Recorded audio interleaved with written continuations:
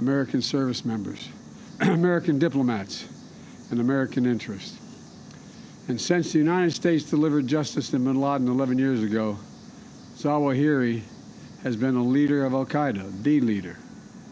From hiding, he coordinated al-Qaeda's branches and all around the world, including setting priorities for providing operational guidance that call for and inspired attacks against U.S. targets. He made videos, including in recent weeks, calling for his followers to attack the United States and our allies. Now, justice has been delivered, and this terrorist leader is no more. Correct me if I'm wrong, but it kind of reminded me of some of the undertones going back to Ronald Reagan's speech when he said, you can run, but you cannot hide. And when he said that, justice has been served, this terrorist is no more.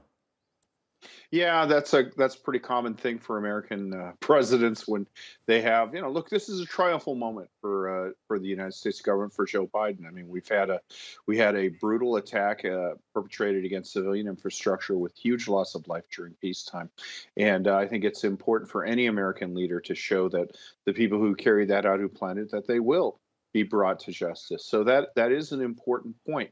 I mean, yeah, it's a triumphal moment. He should have it. But, it's also important to note that he kind of had some hedging remarks, talking about how, particularly Afghanistan. And again, I think that, while this is a victory for him, it's going to be a muted victory just because of the fact of where this took place.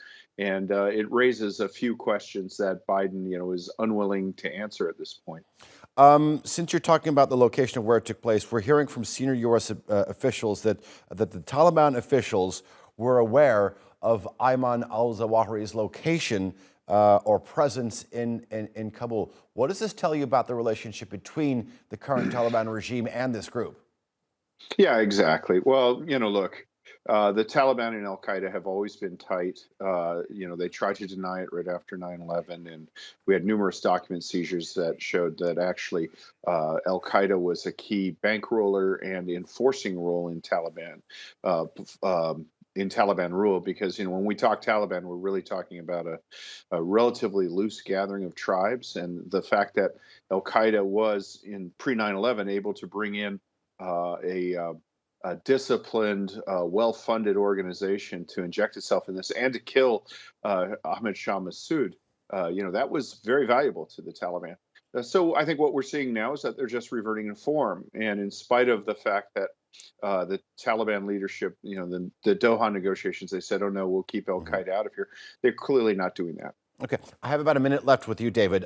Sorry. The president said that he was the leader of al-Qaeda. He was Osama bin Laden's deputy. He also said that he was deeply involved in the planning of 9/11.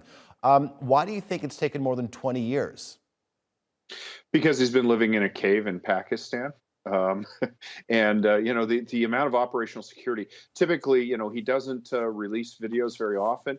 When he does, things are usually done on a thumb drive and then driven hundreds of miles to be entered to the internet. There's a lot of operational security involved in this. Okay. David Roche, always a pleasure having you on and listening to your analysis. Thank you. All right.